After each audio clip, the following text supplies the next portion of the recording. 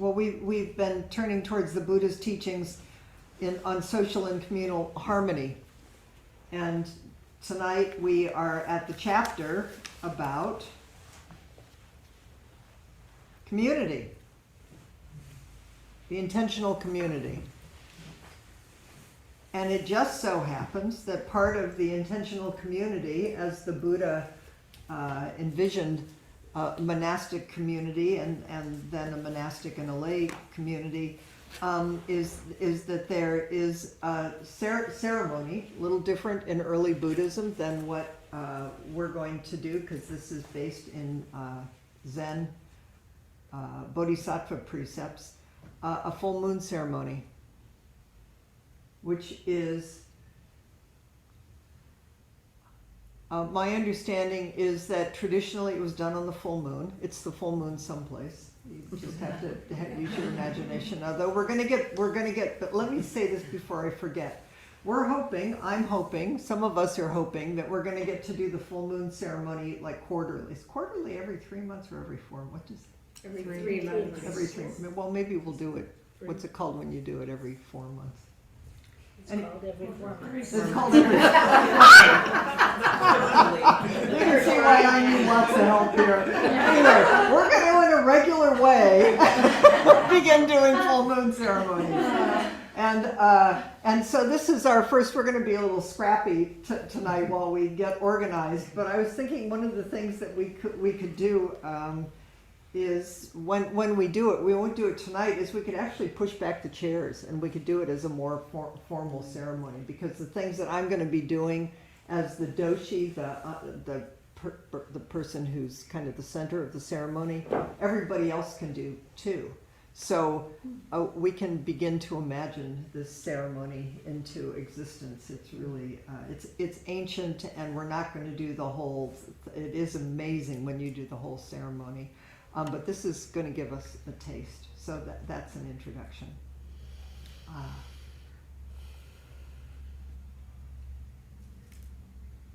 And before I forget, announcements.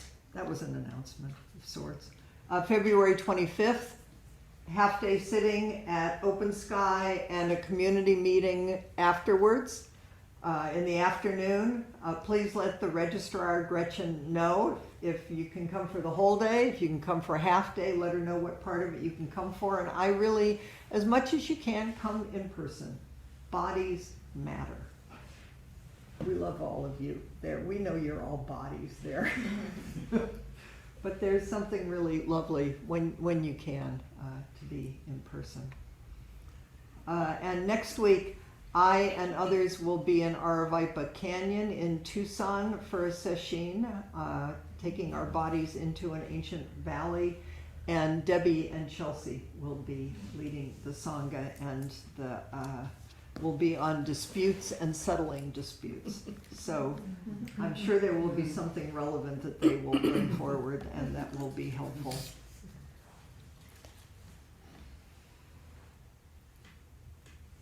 So I'm going to start with what Bhikkhu Bodhi, and I'm going to pay attention to time. Should we give it about a half an hour or less? What do you? Well, Yeah. yeah. We'll see, because I want you guys to have a chance to talk to each other too. Okay, Bhikkhu Bodhi says, who edited this, who's a venerable monk in the Pali tradition, Theravadan tradition. Communities can be distinguished into 2 types, which we might call the natural and the intentional. A natural community is one that emerges spontaneously from the natural bonds between people. In concrete experience, the natural community is already given along with the natural community is already given along with the life world in which we are embedded. We do not form natural communities, but find ourselves immersed in them, even from birth, as completely as a fish is immersed in the sea. I suppose sometimes we like our natural communities, sometimes we don't. But they form us, and they shape us, and we wake up in them. And they're family and friends and neighborhoods and cultures and Our lives are thoroughly interwoven with a natural community from which we can never be separated. Only a floating and porous boundary separates the personal self and the natural community. I could also say, I suppose, natural community. We're immersed in community of trees and birds and worms and just infinite communities within communities. It just naturally is. Intentional communities, in contrast, are formed deliberately. They bring people together under the banner of a shared purpose or common ideals, like political parties. How's that working for you? No, sorry, I couldn't help myself. No, please, please vote and pay attention. They usually set up qualifications for membership and are governed by rules and regulations. And as such, they are subject to fissures and must ensure that their members remain loyal to the purpose of the group and behave in ways that support its success. Such communities usually also set up boundaries, the transgression of which entails expulsion from their ranks. So if you enter this community intentionally, there is a certain expectation of you. And I suppose one might say consequences or cause and effect. The principles that govern an intentional community were of particular concern to the Buddha because he was the founder of a monastic order that brought together men and women under a shared commitment to this teaching. The members of the order came from different geographical areas, had been born into different castes. This is an amazing thing the Buddha did, is the castes, which if you go and see the movie Origin, which I really recommend you do, you can see the castes are still alive and well in India today, and you can just, I mean, even begin to imagine what the Buddha did when he said everybody's welcome. And that he also, it's a little rocky, but he also said women are welcome and men are, I mean, he just was breaking all the social rules. So how do you set this up in a way when nobody knows how to do this? It's never been done in that culture before. Those who had very different ideas and attitudes and even spoke different dialects. He was also the guide to a still larger congregation of lay followers spread out over an area that extended roughly from present-day Delhi to West Bengal. Thus, which is big. Thus, for the Buddha, maintaining the cohesiveness of his community was a critical task, constantly being challenged by the tensions of communal living. I've lived in a monastery. There are people everywhere. There is no escaping wherever you go. There needs to be, so what are we doing here? How are we doing it? What's the agreement? And we really love you, but if you don't want to get up and sit zazen every morning at some very god-awful hour, there's probably someplace else that might be a place that would be better for you. You know, it's like every place has, how do we human beings live together? He foresaw that to ensure that his teachings survived intact, it was necessary to lay down rules that would prescribe uniform standards of behavior and define the procedures for conducting communal affairs. In the face of divisive pressures and even rebellion, even the Buddha, he had to preserve harmony and heal conflicts, which erupted several times in the course of his teaching career.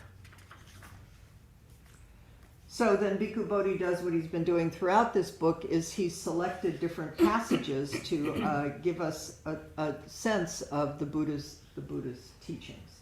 So, and I'm going to remind us that this is early Buddhism. And if I have a minute, I brought Norman Fisher to help us differentiate between early Buddhism and how, like anything, rules get really strict.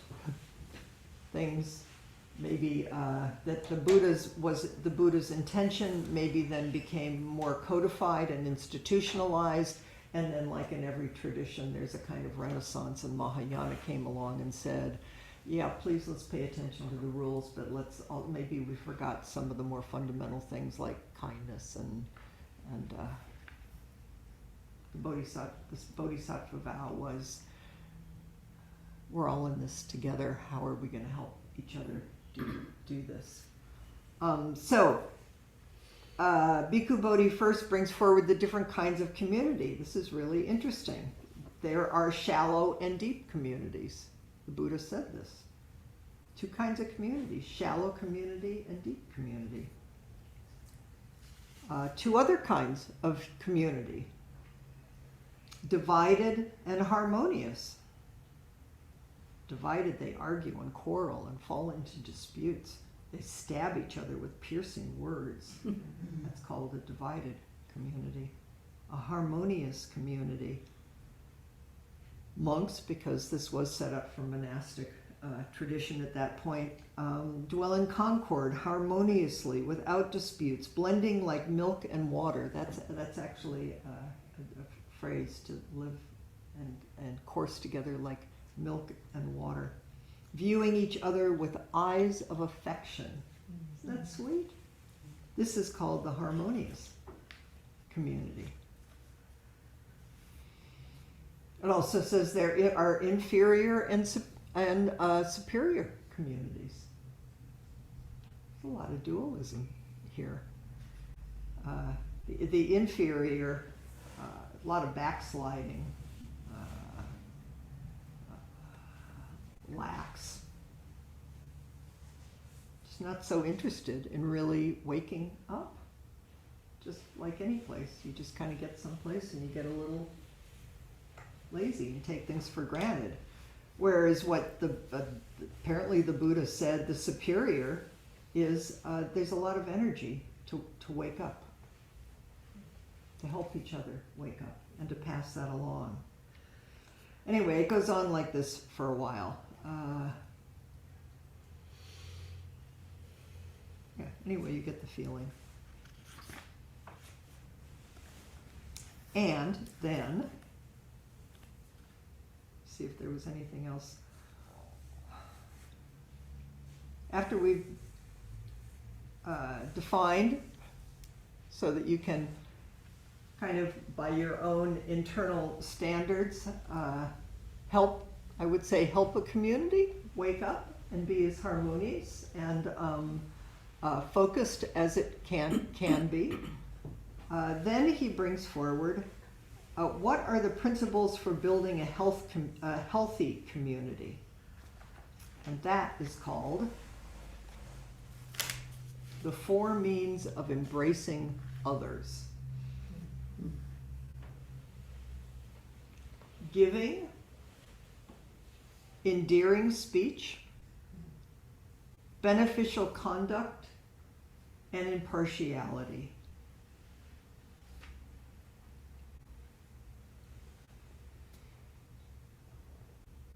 Which Bhikkhu Bodhi then says,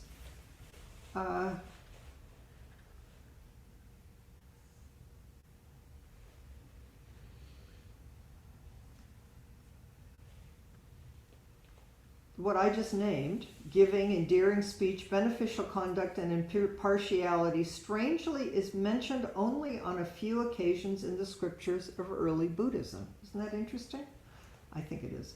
They received much more attention in the Mahayana sutras and treatises, where they are listed as the chief means of a bodhisattva. That's what a bodhisattva life is. To attract others and to help people transform into their best self. So that's the place where the Tripitaka, which was early Buddhism and had 3 baskets or three main bodies of teaching, is one of them was completely about rules and standards and rules. When Mahayana Buddhism came in, it changed it to the Bodhisattva ideal. So I'm just going to take a minute here because I think maybe I can. And Norman Fisher says, Mahayana Buddhism tweaked the mythology of early Buddhism to reflect the importance of the revolutionary achievement of consciousness. The Mahayanas envisioned the Buddha as a cosmic principle, not as a wise human being. So the whole thing switched from there was this Buddha who was on top of everything, who set down these rules that were actually set up by a council that happened 100 years after he died, because the Buddha mostly taught by example and how do we create harmonious communities and situations in response to what's needed. The Lotus Sutra, which some of us studied, said, oh, it's not just one person, Shakyamuni Buddha. There are Buddhas across time and space. And what's at the heart of all of it is the Bodhisattva idea, which is the heart of what the Buddha was doing in waking up to become Buddha, which has to do with giving and generosity and kindness and compassion. So that instead of passed down rules, you have to do this, you should do this, you're a bad person if you don't do that. It was, how do we help each other wake up to be the best human being that we can be? And that's the feeling that the precepts are passed along to us and that we're going to be enacting tonight.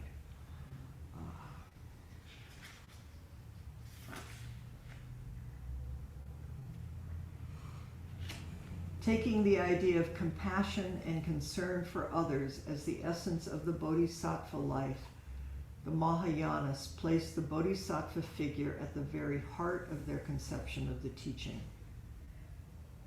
Though he or she was still an eager student in training, not a fully realized sage, the Bodhisattva moved from the margins to the center of the Dharma stage.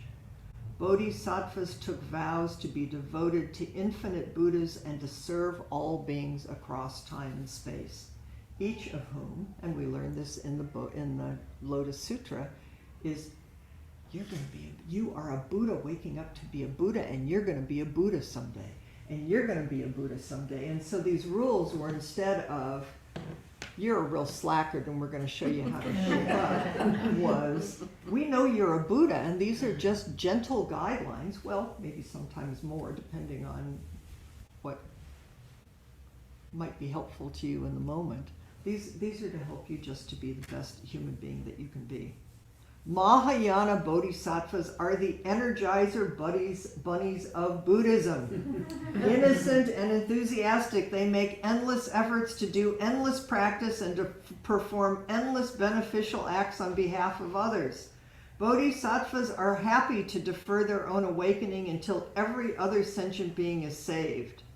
In the many sutras and treatises that touch on the Bodhisattva ideal, Buddhism has created a marvelous, extravagant, idealistic, and imaginative portrait of a perfect human being whose love and enthusiasm is literally boundless. Cool.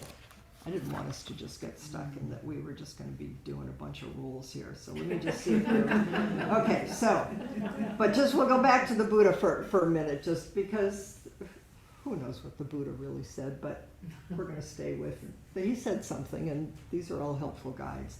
6 principles of cordiality. There are 6 principles of cordiality that create affection and respect and conduce of cohesiveness, non-dispute, concord, and unity. And what are they? This sounds very Mahayana-like. A monk maintains bodily acts of loving kindness towards their fellow monks both openly and privately. You create affection and respect and non-dispute and concord and unity. You just try to be a nice human being to keep this community of monks going along. A monk, we could also say a nun, but monks were big back then. A monk maintains verbal acts of loving kindness. You try to create affection and respect. A monk maintains mental acts of loving kindness towards their fellow monks.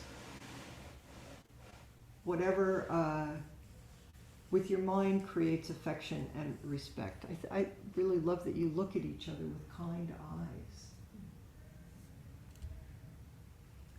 And a monk shares without reservation any righteous gains that have been righteously attained just to help other people. You know, it's like, I've been working on this, and you know what? It's been helping me.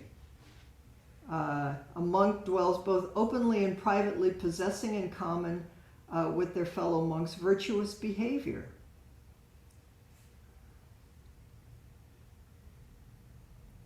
And you hold a view that is noble and emancipating. So in other words, you live to create affection and respect and conduce to cohesiveness, to non-dispute, to concord, and to unity. Okay, so there's two different views and ways of entering the Bodhisattva precepts as they've been passed to us across time and space, and what we'll be doing tonight in the ceremony. But I'm going to give you a chance to think about what these might mean in your own life before we do this whole ceremony, and then you say, yeah, I'm going to do all this stuff. But you might, it begins, the ceremony always begins with the pure practice of confession, which is not like I'm a sinner and I did really bad stuff. It's like, when I reflect on my life, these are places where I've been sort of, you know, it's like, I could, oh God, I could do some confession about reactivity. Not because I'm a bad person, but because I would just like to find a little more equanimity in my life. And when I watch where those places happen, it's like, oh my goodness, there it is again. Take a breath, slow it down. So we're going to have just a little bit of time here, maybe in twos, and I'll put you in twos, and then we'll come back and we'll do the ceremony. Gretchen's going to put on screen. She hopes she will. She hopes she will. You start with the refuges. Take refuge in Buddha and Dharma and Sangha. Then there are the three pure precepts, which are, it starts with basically taking refuge in the Buddha, in yourself, taking refuge in the Dharma, which is particular teachings, but the Dharma of the whole world, always teaching you, and Sangha, which is the particular Sangha of this Sangha of Buddhism, but the Sangha of the whole world. And then it comes down to the three pure precepts, which are, I vow to try to do no harm. I try to act out of goodness.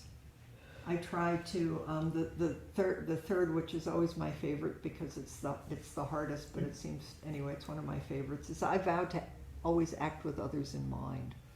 It's like, oh man, busted. I say that with a lot of, take another breath and come back. We just get to, so then we get to study through the 10 clear mind precepts, the ways that self-centeredness comes up. We are human beings. And these are,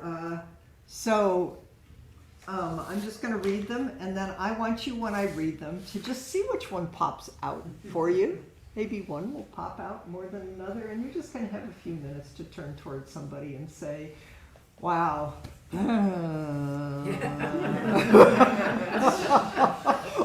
Or to just affirm, this is something I really am working on, and these wonderful things have been happening because I've been watching my speech, you know. Okay, so a disciple of the Buddha protects life, does not kill. Lots of ways to kill life and energy and life force, your own and others. A disciple of the Buddha gives gifts, does not steal, is generous. A disciple of the Buddha respects others, does not misuse sexuality. A disciple of Buddha is truthful, does not lie.